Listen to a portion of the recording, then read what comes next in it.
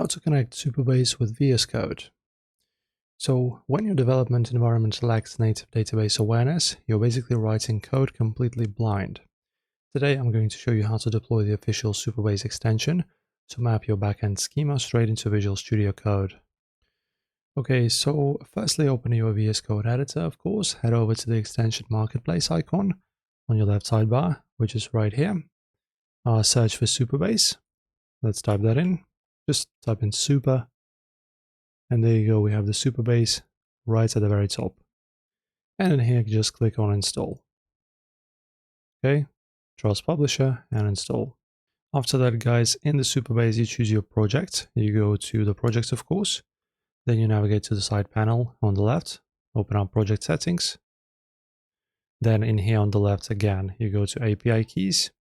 And in here, make sure to create API keys if you don't have one. Okay, I already have one, so I can just go ahead and copy it. And this key you will need to paste, of course, in order to connect your Supabase. And if you want to vibe code, you can just describe what you want or build in here.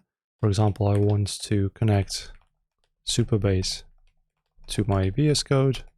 And then, of course, you'll provide the necessary authentication parameters, right? So as you can see, it tells you copy the project URL and the anon/public API key. So the public URL is going to be in general, for example, project ID, right? Or URL, you can take that, doesn't matter. Copy that, and of course, you go back into API keys and copy this right here, and then provide it right here in this field. And then what's important is you use this kind of command, npm install Supabase/Supabase.js, and this will ensure your connection.